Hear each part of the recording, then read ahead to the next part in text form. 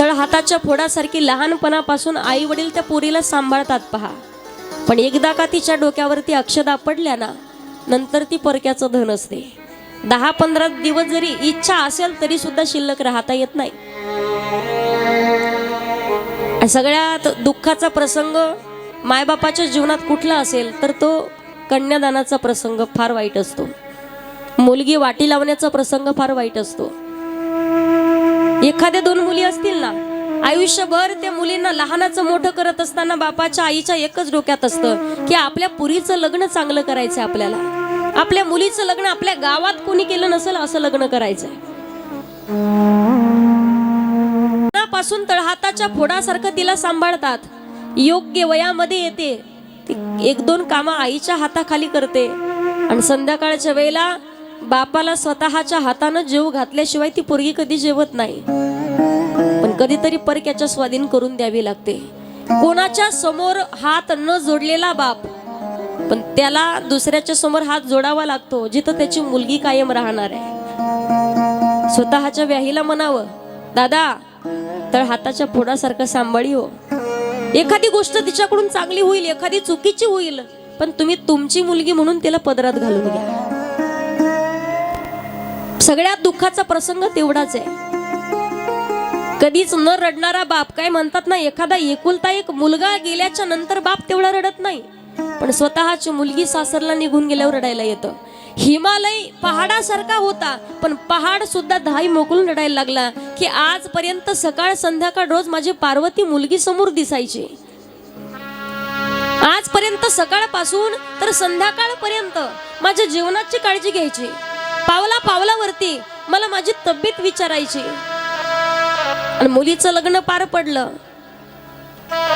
सगळे लोक बाहेर कुठेतरी रडत असतात. त्या मुलीला वाटी लावण्यासाठी पूर्ण गाव जमा होतं, पण बापाला त्या मुलीच्या आई समोरही रडता येत नाही, त्या बापाला स्वतःच्या भामा समोरही रडता येत नाही. कुठेतरी दरवाजाच्या पाठीमागे जातो आणि स्वतःच्याच गमजात स्वतःचं मुंडकं खुपसून ओक्साबोक्शी रडायला चालू करतो. पोरीच्या चेहऱ्याकडे पाहावंसं वाटत नाही.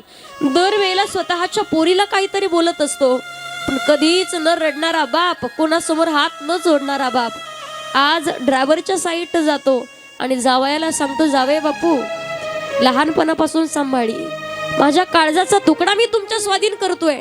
कधी एखादी गोष्ट चुकली, कधी बरोबर आली, बोलण्यात जर कधी कमी जास्त झालं ना, तर तुम्ही तुमच्या पदरात घालून घ्या. आयुष्यभर सोबत राहायचंय म्हणून तिचा सांभाळ करा, पण कधीच तिला दुःख आणि त्रास देऊ नका.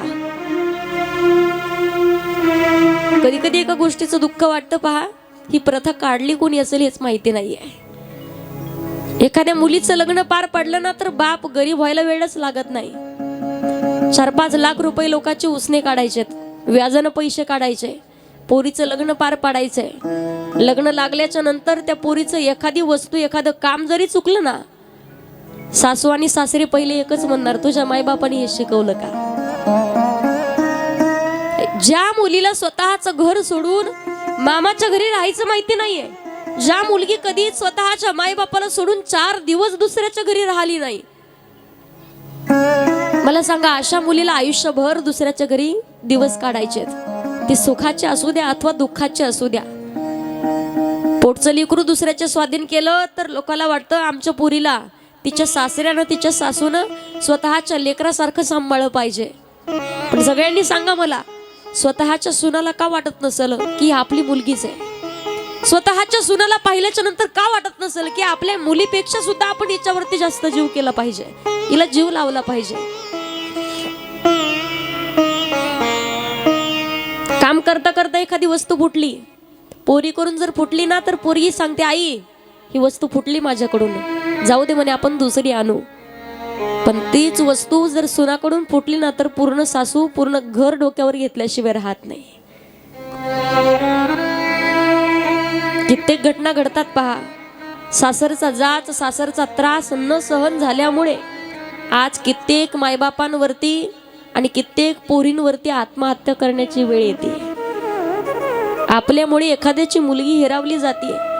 मागच्या वेळेस तुम्ही प्रकरण पाहिलेत. आणि कधी सांगत असते, भावाचं लग्न झाल्याच्या नंतर भावाच्या संसारामध्ये त्या नंदानं त्या बहिणीनं कधीच मध्ये मध्ये करू नये पहा. आपल्या भावाचा संसार सुखाचा व्हावा असं वाटत असेल, त्या भावाच्या बहिणीनं म्हणजे त्या पुरीच्या नंदेनं कधीच कुठली गोष्ट आणि कुठल्याच गोष्टीवरती लक्ष नाही द्यायचं. योग्य वेळेत एकदा का वय झालं 50च्या पुढे ढकलला तर सासूबाईनं कधीच प्रपंचात संसारात डोकं घालू नये. कारण तुम्ही किती काटकसरीनं संसार प्रपंच करण्याचा प्रयत्न केला ना, शेवटी त्यांच्याच तर स्वाधीन करायचे ना. सांभाळायचं की नाही सांभाळायचं त्यांच्या हातात आहे, त्यांचं प्रारब्ध आहे, त्यांचं नशीब आहे. तुम्ही कुठपर्यंत पुरणार आहात. पण उगाच कोणाचा आपल्यामुळे मन दुखावल्या जाईल असं मात्र बोलणं कधी नसावं. कित्येक सासरमध्ये स्वतःची एखादी वस्तू जर आणली तर ती वस्तू घेऊन खाण्याची सुद्धा मुभा नसते त्या घरातल्या सोनाला. नवीन लग्न झाले 2-3 महिने झालेत, चहा करून प्यायला लागली, सासू म्हणणार हे का तुझ्या बापाचं घर आहे का. कधीतरी मुलगी धाय मोकळून रडून सांगते पहा, बापाच्या घरी गेल्याच्या नंतर कधीतरी ते लोक म्हणतात की आता तू तुझ्या घरी गेलीये, तू तुझ्या घरी कधी जाणार आहे. आणि सासरमध्ये आल्याच्या नंतर काही लोक म्हणतात की हे का तुझ्या बापाचं घर आहे का. आजपर्यंत पुरीचं ठिकाणच नाही लागलं पहा कधी. लहानपणापासून जगत राहते. जेव्हा गाडीत बसण्याच्या अगोदर स्वतःच्या आजीला जाऊन भेटते, स्वतःच्या आईला सांगते एखादी गोष्ट चुकली तरी माझ्या बापाला कधी बोलू नको. चुकीचं पाऊल उचलतील असं वडील असं कधी त्यांच्याशी बोलू नको. त्यांना तसं वागावं लागेल असं तू कधी त्यांना बोलू नको. स्वतःच्या आजीला सांगावं, आजी वडिलांना शुगर आहे ग माझ्या. कधी कधी आई वडिलाचं जर भांडण झालं ना तर वडील शुगरची बीपीची गोळी खायची विसरून जातात. पण कधी त्यांच्यामध्ये भांडण झालं आणि जेवण सोडलं ना तर माझी एकच विनंती, नाही काही सांभाळता आलं तरी चालेल पण कधीतरी घरात जाऊन विचारत जा. एकुलता एक भाऊ आहे, भावाच्या जवळ जातील, भावाच्या जवळ जाऊन पोरगी सांगते दादा आजपर्यंत तुझ्या कित्येक चुका मी माझ्या पदरात घालून घेतल्यात, बापापर्यंत वडिलांपर्यंत कधी जाऊच दिल्या नाही. तू कधी बेजबाबदार सारखं वागलास, कधी भांडण केलं, कधी कित्येक भांडण घरी घेऊन येत होता पण मी वडिलांपर्यंत बाबापर्यंत पोहोचू नाही दिले. पण तुला आता हात जोडून एकच विनंती आहे, जेव्हा तुझं लग्न होईल ना, आता तू करतायस, वडील म्हातारे होत चाललेत, थोड्या जबाबदाऱ्या तुझ्याही अंगावरती घे. आणि तू आता करता झालाय, जेव्हा तुझं लग्न होईल ना तेव्हा तुझ्या बायकोनं किती तुझ्या आई वडिलाला सांभाळायला तिरस्कार केला ना, आपल्या आई बापाला सांभाळण्याला नकार दिला ना, तरी सुद्धा तू तुझ्या पत्नीसाठी आई वडिलाला कधी सोडून देऊ नको.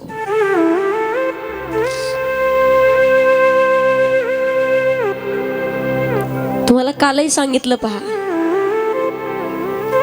मायबापाच्या जीवनात दुःख एवढं महान आहे.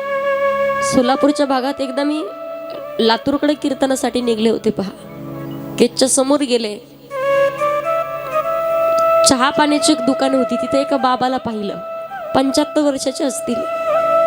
आई वडील लेकराला जन्म देतात पहा पण अपेक्षा केलेल्या असतात. 75 वर्षाचे आजोबा त्या बाबांना विचारलं, मला वाटलं होतं अगोदर हॉटेलचे मालक असतील नाहीतर त्यांचे कोणी नातेवाईक असतील. बाबाला विचारलं बाबा वय किती, म्हणे 75. म्हटलं तुम्ही इथं काम कोणतं करता, रोज प्लेटा घासण्याचं काम करतो म्हणे, टेबल साफ करण्याचं काम करतो.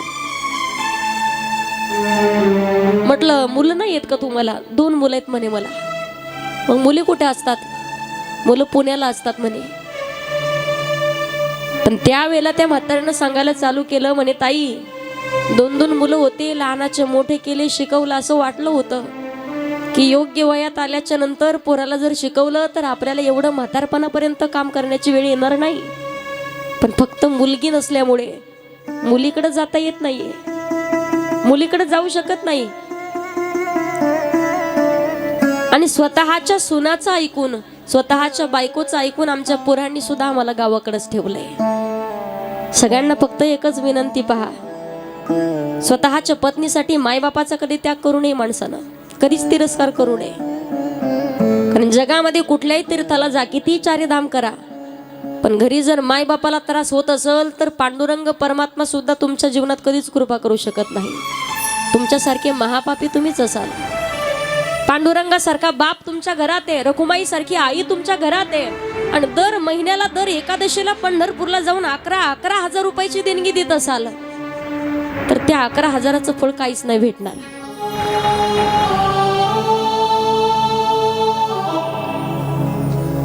पहाडासारखा हिमालय धाई मोकळून रडू लागला, पण मैना माता पार्वती मातेला समजावून सांगते, पार्वती कायम जर हे नातं टिकून राहायचं असेल आणि तुला आयुष्यभर जर महादेवाच्या सोबत राहायचं असेल ना, तर कधी पती पत्नींच्या मध्ये सुद्धा वाद होतो. सासरमध्ये गेल्याच्या नंतर आपल्यामुळे कधीच त्यांना त्रास होईल असं वागणं मात्र कधी वागू नको.